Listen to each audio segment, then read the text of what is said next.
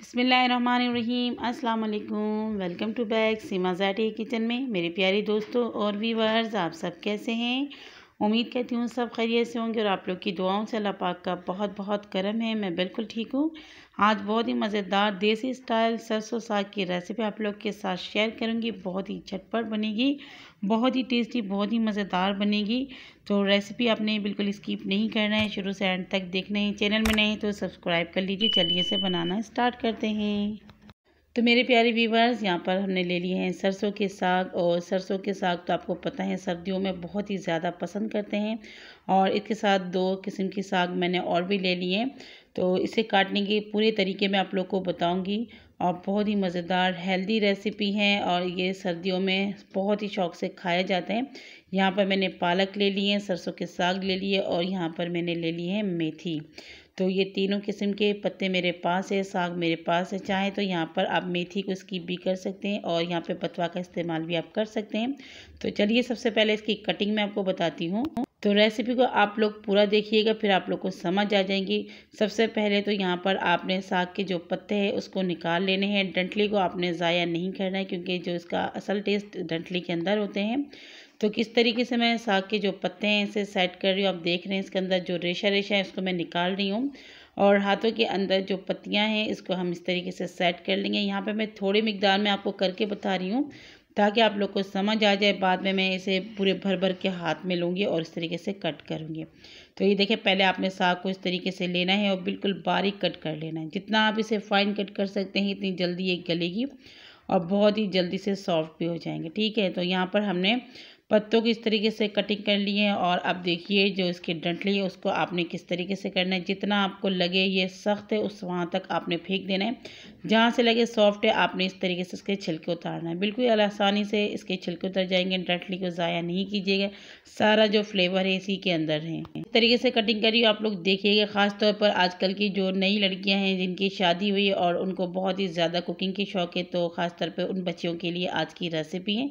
वैसे तो हर किसी को बनाना आता है, तो ख़ास तौर पर उन बच्चों के लिए हैं जिनके लिए बहुत ही ज़्यादा मुश्किल हो जाती हैं। फिर उनको बहुत ही ऐसा होता है कि काश हमें आता है। तो मेरी बच्चियों सारे ये आप लोग के लिए हैं, तो आप लोग ज़रूर इसे फॉलो कीजिएगा। जितना हो सके मुझे मतलब देखिए, इसकी बिल्कुल मेरी रेसिपी को नहीं कीजिएगा और इसे जितना हो सके मतलब वायरल कर दें। यार आप लोग मेरे वीडियो को वायरल नहीं करते हैं, तो प्लीज़ आप लोग करेंगे तो मैं आगे बढ़ूँगी। यहाँ पे पालक के जो डंडी हैं जो सख्त वाले मैंने फेंक दिए हैं, ये भी बिल्कुल सॉफ्ट होते हैं। इसे भी इस तरीके से बारीक बारीक कट करके डालते जाना है। तो यहाँ पर तो मैं थोड़ी मिकदार में बना रही हूँ, वैसे तो इसे बनाकर इसे आप कर सकते हैं सेव। और जब दिल चाहे इसे निकाल के तड़का लगाए और मज़ेदार से रेसिपी झटपट आपके तैयार होंगे। ये देखिए, यहाँ पर मैंने जो मेथी के पत्ते हैं वो ले लिए। सिर्फ पत्ते ही लेना है, इसकी डंठली नहीं लेना है। इसकी डंठली वो कड़वी होती है और ये गलते भी नहीं है। तो हरगिज़ आपने मेथी के पत्ते यहाँ पर नहीं लेना। अगर बथुआ हो तो आप वो डाल दीजिएगा या फिर आप इन दोनों को स्किप भी कर सकते हैं। तो ये देखिए, इसे हम ज़ाया करेंगे। इसी तरीके से जितने भी मेरे पास साग रखे हुए सारे मैं काट लूँगी और इसके धोकर आपको दिखाती हूँ। तो मेरे प्यारे दोस्तों, व्यूवर्स, बच्चियाँ, यहाँ पर देखिए मैंने कम से कम 6-7 दफ़ा सागों को अच्छी तरीके से धोया। इसे बहुत ज़्यादा धोना पड़ता है क्योंकि इसके अंदर बहुत ज़्यादा डस्ट्स वगैरह होते हैं और इसे कीड़े लगने से बचाने के लिए बहुत सारे केमिकल का इस्तेमाल होते हैं। तो बस यहाँ पर मैंने इसे एक बड़े से पतीली के अंदर या कढ़ाई जो भी हो उसके अंदर ट्रांसफ़र कर लिया है। ठीक है, और अब इसके अंदर लहसुन शामिल करेंगे। 10 से 12 जवे मैंने ये डाल दिए। चाहे तो काट कर भी डाल सकते हैं या फिर ऐसे ही डाल दे, वैसे भी गल ही जाएगा। और यहाँ पर मीडियम साइज़ का एक प्याज इसे भी मैंने कट करके डाल दिए हैं। 10 से 12 अदद हरी मिर्च डालेंगे। मिर्ची ज़्यादा डालिएगा क्योंकि सारे स्पाइसेस जो भी होंगे हरी मिर्चों से होंगे। तो यहाँ पर मिर्चों को थोड़ा सा मैं यहाँ पर तोड़ कर डालती हूँ क्योंकि काफ़ी बड़े साइज़ की मिर्ची है।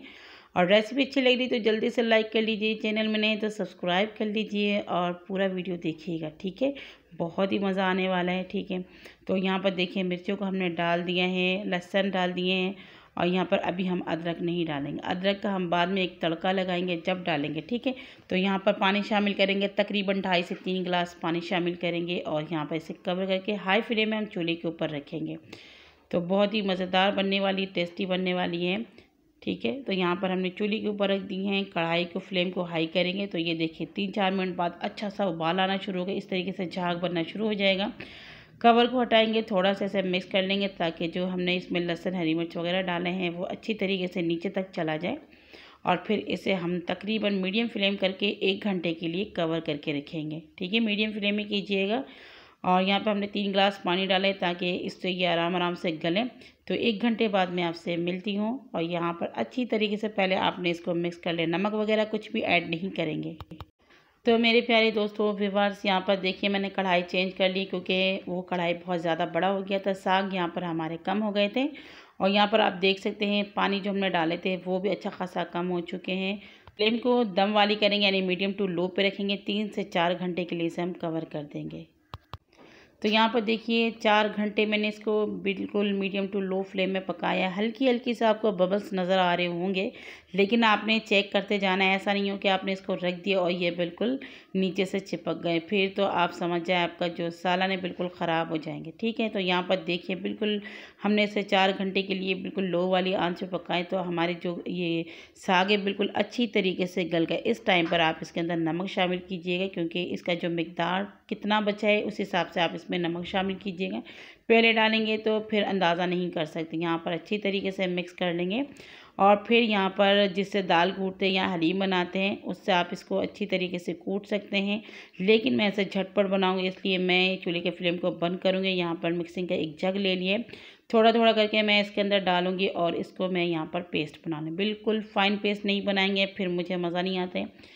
काफ़ी लोग बिल्कुल इसको मेहंदी की तरह बना लेते हैं, तो बिल्कुल वैसा नहीं बनाएंगे। हल्का सा इसको दरदरा सा रखेंगे ताकि जब भी हम मुंह में लें तो मुंह में भी पता चले कि हाँ हम कुछ खा रहे हैं। तो इसको हम बना लेते हैं।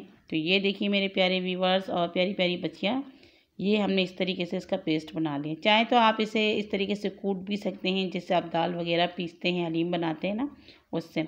तो इसी तरीके से सारा मैं पहले तैयार कर लेती हूँ और उसके बाद मैं आपको दिखाती हूँ।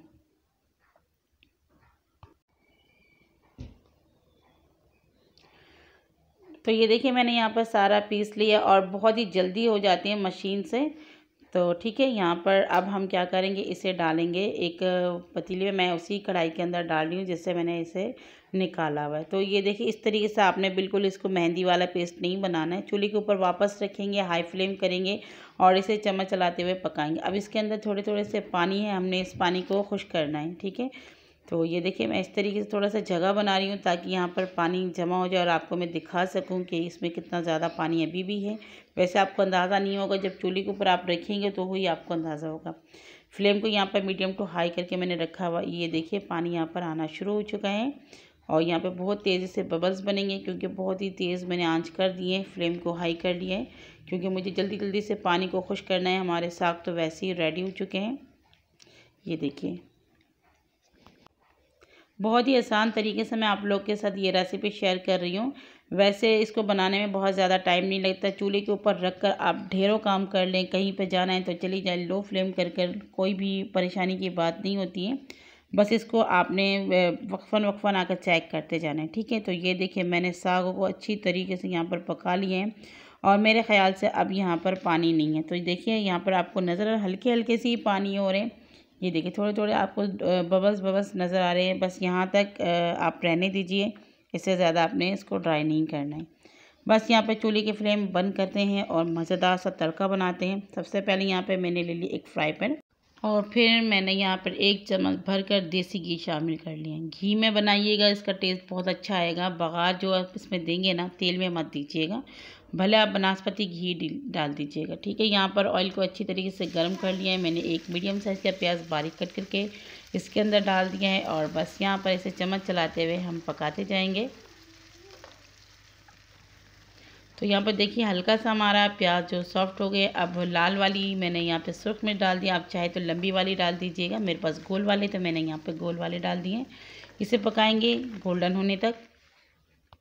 तो ये देखिए यहाँ पर गोल्डन हो चुके हैं। फिर मैंने यहाँ पर 3 हरी मिर्च थोड़े से कट लगा कर डालें और 1 चम्मच लहसुन और अदरक का पेस्ट शामिल कर लिया है। तो ये देखिए बहुत ही अच्छा फ्लेवर लेकर आएगा लहसुन अदरक का पेस्ट। इसको थोड़ा सा हम पकाएंगे बस आधा मिनट तक, ताकि इसका जो खुशबू है वो बाहर आ जाए। तो बस यहाँ पर हमारे मज़ेदार सा जो तड़का है बिल्कुल रेडी हो चुके हैं। आप देख सकते हैं बहुत ही अच्छी खुशबू आ रही है और सबसे मेन होती है जब आप देसी घी में इसको तड़का लगाएं। फ्लेम को बंद करेंगे और ये देखिए साग के अंदर हमने लगा दिया तड़का। तो माशाल्लाह इसका जो लुक है वो आप देख सकते हैं, दिखने में बहुत ही टेस्टी यमी लग रही है। इसको थोड़ा सा मिक्स कर लेंगे ताकि अच्छी तरीके से सब जगह पे इसका तड़का लग जाए। और बस इसको हम करते हैं डिश आउट।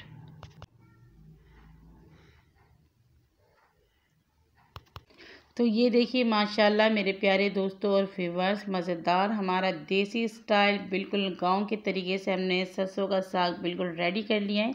1 चम्मच मैंने यहाँ पर मक्खन डाल दिया ताकि और भी ज़्यादा ये इन्हर्स हो जाए, मज़ेदार हो जाए, टेस्टी हो जाए।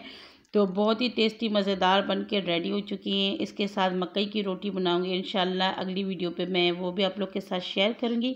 आप लोग को मेरी आज की ये रेसिपी कैसी लगी प्लीज़ कमेंट्स करके ज़रूर बताइएगा। रेसिपी अच्छी लगी है तो लाइक शेयर सब्सक्राइब करना बिल्कुल नहीं भूलिएगा। एक नई रेसिपी के साथ फिर मिलूँगी, दुआ में याद रखिएगा। अल्लाह हाफिज़।